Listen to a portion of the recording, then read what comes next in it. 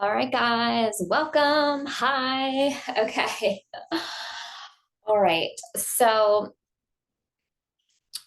this topic is something I've been thinking about for a few weeks and going over and over it in my head. I actually had what I thought was the perfect episode thought out in my head the other night at 3 o'clock in the morning. And then I rethought it and rethought it. I sat down twice to record this now and it just didn't come out. So we'll see what happens. No notes, just kind of going with what is coming up. So what we're going to talk about is comparison in the form of better than, less than. So comparison in the form of I am better than, I am less than. Right? So we all compare ourselves to others as human beings. This is just something we naturally do, right? Children do this. We start doing this at a young age just as a natural thing that we do. And comparison can be used in a good, healthy way, right? It can be used in a positive way, in an inspiring way, right? We can look at other people and say, wow, she did this. I could do this too. Wow, this person, look at what they created. Like, this is inspiring. Look at this artwork that someone created, and I'm inspired by this and motivated by this to do something else. Or look at how much money this person made. Like, I can do that too. If they can do it, I can do it too. It's that coming from that feeling of abundance and inspiration and even mentorship, like having someone mentor you that's done the things that you want to do, or you're inspired by what someone has done or what someone has overcome or what someone has. So there's a healthy way that we can use comparison in our lives, right? And there's comparison in all other different kinds of ways. What we're going to speak about today is comparison in the form of I am better than, I am less than. All right, so there's other things that come up with this comparison topic, as far as someone's at a different place in their life. Like, we feel like we're behind. Someone else is married and we wish we were married, or engaged, or has kids, or has a successful business, or is further in their career, or whatever it is, right? We're constantly comparing in that form as well, especially with social media now. Especially, we go on at any time and we can see what all of our peers are doing and what they're up to and where they are in their lives. We can see millions of other people, what they're doing, where they are in their lives, without having even any background on how they got there, right? So there's a huge amount of comparison that we are able to do nowadays, which is not healthy. A lot of that is not healthy, comparing, especially social media, when you have no idea what the background is, especially when things are fake and exaggerated, and you don't know what's real or what's not real. You don't know how someone got there, all those kinds of things. So all that type of comparison can be very unhealthy. And a piece of that, right? So pulling just a little piece of some of that type of comparison is when we compare ourselves and put ourselves in the category of I am better than this person, or I am less than this person. And we have all done this, right? We have all done this, and we all know someone in our lives who probably do this to us, or we have relationship with, that we can see it in them, that they're doing it to us, they're doing it within themselves, and then we can also see that we are doing it within us. And it is such an integral piece of the work when we start to see and acknowledge and be truthful with how we are showing up. We can also start to see and acknowledge how other people are showing up, and we can see ourselves in them, which brings us all closer together, which brings us all into one, right? And that is what we want. That's how we succeed as a person. That's how we succeed as a society. That's how we succeed as a universe, right? Us all coming together. And when we start to see ourselves in other people, we get connected, we get more connected and have that connection.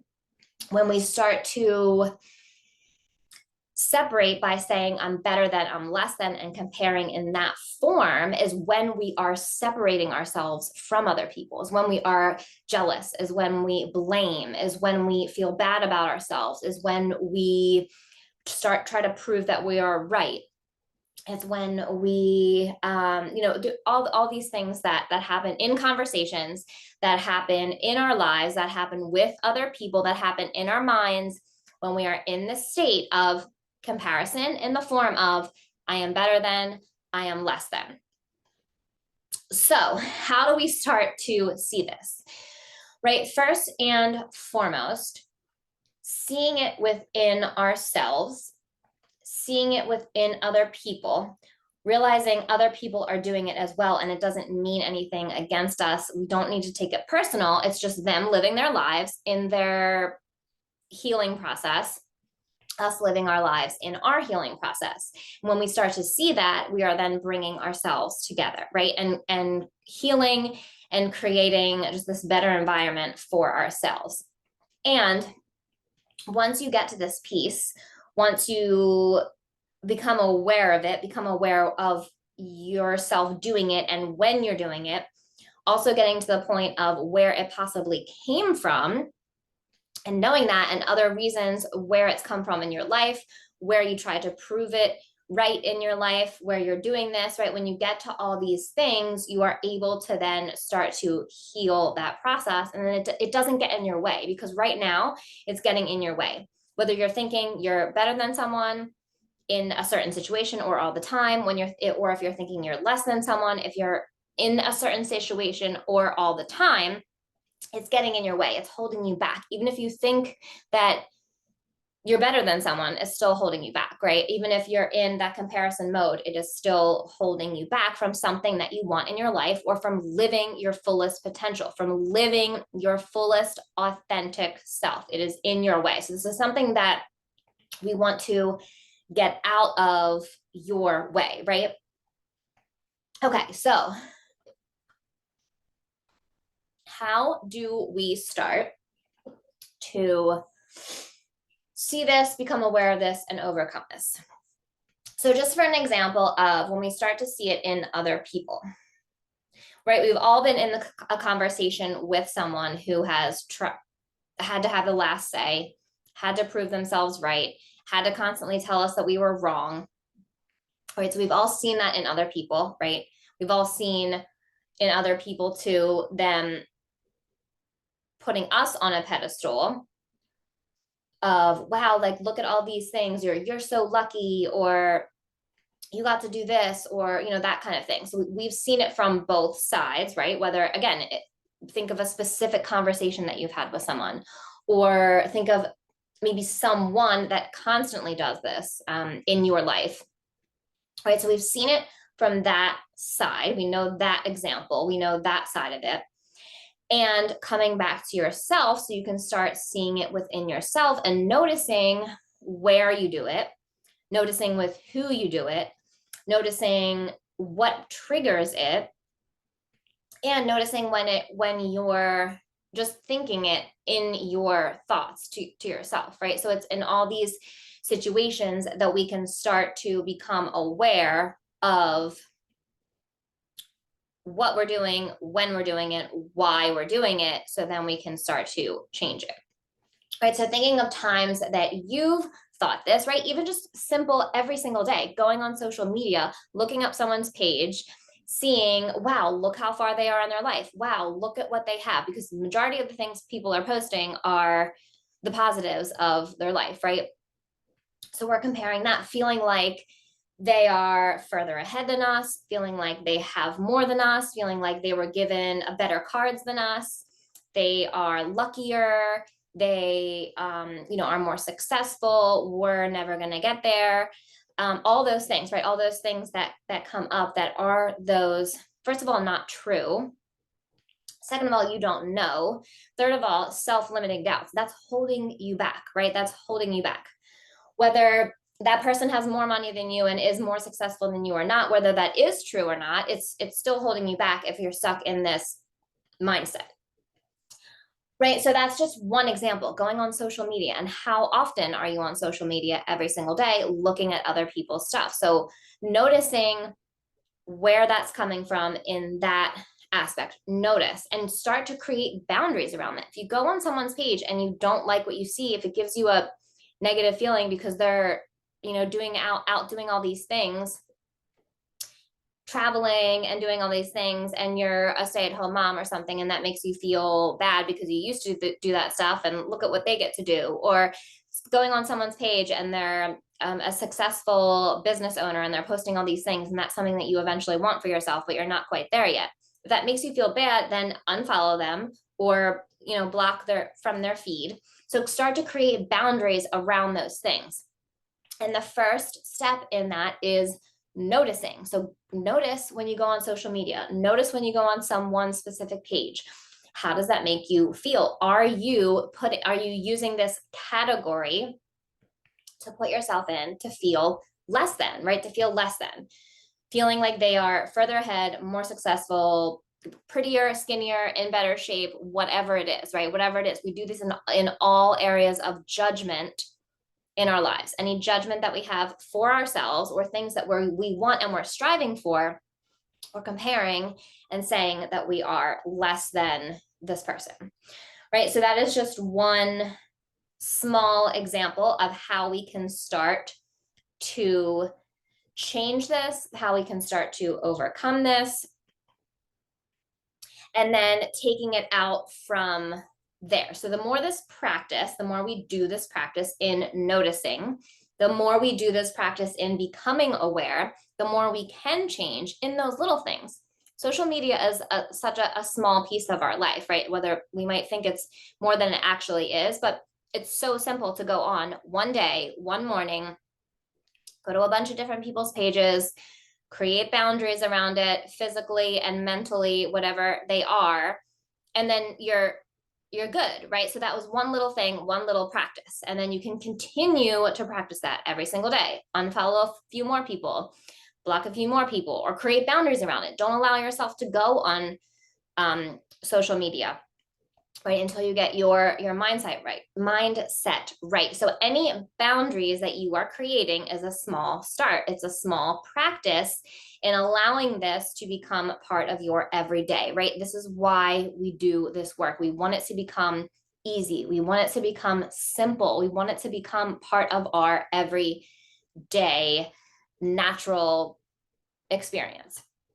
So that's one small thing. Start with social media, because that is a huge comparison mode of better than, less than.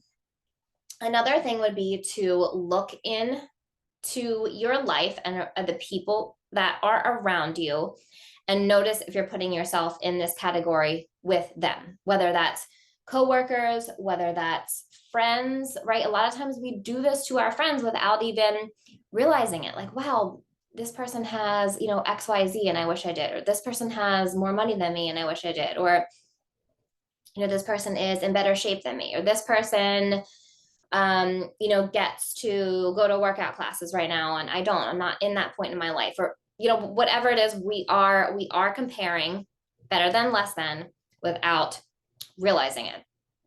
It's also very easy to put ourselves in that category when we don't feel good about ourselves. We're saying we are finding a way, our ego is finding a way to prove that we are better than, to make ourselves feel better, right? If we're self-conscious about something, if we are, say, even for the example of being in shape, right? If we're self-conscious about something, we tend to, and our ego tends to find a way to say, okay, well, at least I'm not as where this person is. So saying that you're better than somebody, oh, I'm in better shape than this person is, so look at them. So then we start to put them in a category of being less than because they're, not in as good shape as we are. And this is just, I'm using this as an example. You can use this in any other type of example. Money, success, family, life, relationships, anything. So we tend to then make ourselves better to make ourselves feel better. So at least I want to be like this person. I want to be here, but I'm only here, but at least I'm not all the way down here. Right. And that's fine to compare in a timeline of where we want to be, where we used to be, where we want to be going, where we are now. It's not fine, or it's less helpful to compare to others. Then here's where I want to be going, right? And again, coming from that place of, it's different if you're using it as inspiration. This person's here, I'm inspired by that. I used to be here, I want to be where this person is. That's inspiring. Not coming from a place of, I'm less than. This person's here, I'm less than them, right? Because that's shrinking. You feel it in your body. You can even feel how it works in your body, how it works yourself through, coming from a totally different mindset. So if we want to be somewhere and then we're using that to make ourselves feel better, well, we're not here like this person. So again, coming from that timeline, you can say, at least I'm not here where I used to be. I'm so much further along. That's a great example. That's a great tool to use. Noticing and being grateful for where you are now, and being proud of where you came from, right? All the work that you've done to get from here to where you are now. And though, not using it as, I'm better than this person because at least I'm not there again, or that person hasn't done that work, that person hasn't gotten there, right? So using people and ourselves to put in that category of better than, less than, right? So I think you guys can kind of see those examples and kind of see the difference between inspiration, using it as inspiration, and the difference between using it as better than, less than comparison, right? Okay, so there's a couple examples of that. So what we want to do so far, simple things, social media, number one, you can do that right now today. Other things, start to realize, bring in awareness, bring in the work to your everyday, right? Get curious, self-discovery, self-leadership. This is up to you, you guys. It's and it gets to be fun. It's your work. It's your practice. You get to be curious. Next time you have a conversation with someone, notice, how are you showing up? Are you putting yourself in that category? Oh, I'm better than because I was right about this, or like even the words you're using or the conversation. Are you trying to prove yourself right? Are you trying to say you know better? How are you showing up, right? In any conversation, just start to bring awareness to conversations, relationships that you have with certain people, right? Even, yeah, so there's two great examples of where you can start with this. Another and deeper level of this goes into where this started, why, not necessarily, why, where this started, why this started, when. So just coming back to childhood healing, childhood trauma, even recent events in your life, right? Usually it comes back to a event that happened when you were younger, that happened, triggered something within you, gave you this untrue thought about yourself, right? And this was your way of coping. This was your way of coping with the thing that happened. And then you continue on in your life. If you're not doing this work, if you're not aware of it, you continue on and your ego tries to prove itself right. Like, oh, see, I am less than these people because of something that happened in your childhood. Right. So a lot of this work, this third way to go about things, this next level into things would be going back to some childhood work, doing some childhood trauma healing, some self-discovery, journaling, whatever that looks like to you, meditations, energy work, all that kind of things to get to a certain experience. And I can share an experience that I had to give an example. I honestly cannot remember how I got to it. I think it was just through all of this. I don't know if it was that light bulb. It might have been a light bulb moment or something that I kind of came back to and thought of, and then it all clicked and made sense of how I was showing up in certain ways.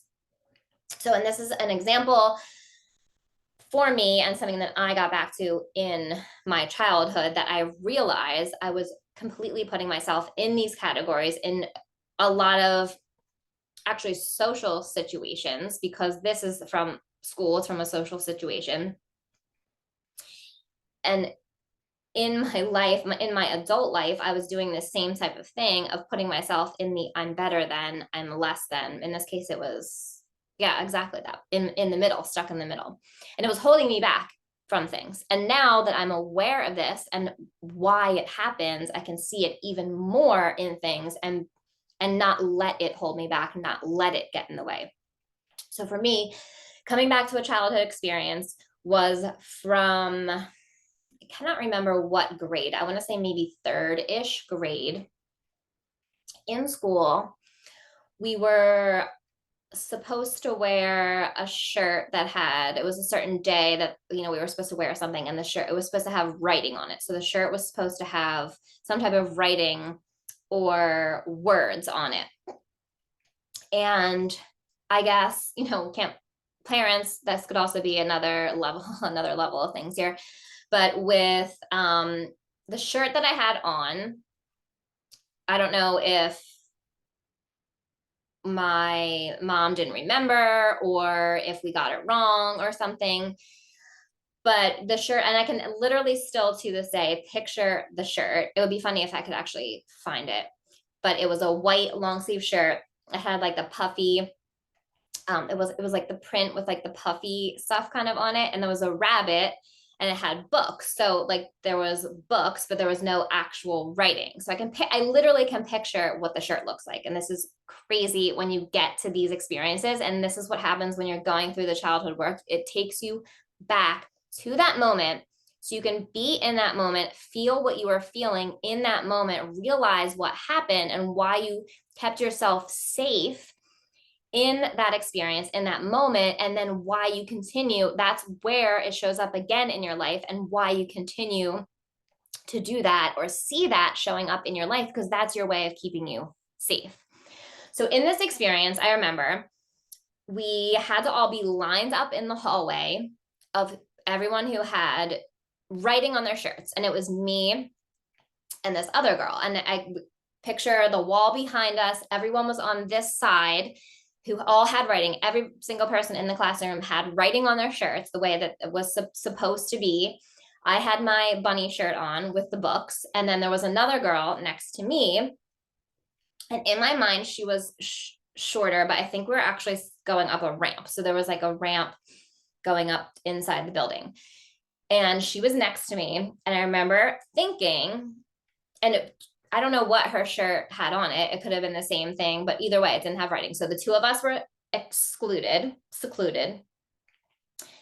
the group because we got it wrong. Everyone else got it right. So I was less than everybody else. But in that moment, I made myself feel safe or feel better because I was the same as this girl, I guess, but she was standing to this other side of me. I don't know if something specific was said or whatever it was, but I can picture in my head exactly that's happening and thinking, okay, well, at least I was in the middle, right? At least I wasn't on the end or wasn't less than, or for some reason it felt even like even the physical plane of the ramp being higher, better, less than, right? So this whole experience in my body, in my little kid self, my little girl, little April self, feeling this in that moment. And this is how our mind works, right? We keep ourselves safe. I had to keep myself safe in that moment because I was scared. I don't remember if I was crying or not. These are moments too, energetically, when we're doing energy work, then going back to and fully healing. However, knowing this experience, remembering this experience, being able to come back to this and be like, wow, it's so clear. It's so clear and it's so simple, right? It's so simple why I did this. I'm not making it right or wrong. It's what we do when we're growing up, when we're learning as kids. This is why childhood work is so important. Childhood healing is so important.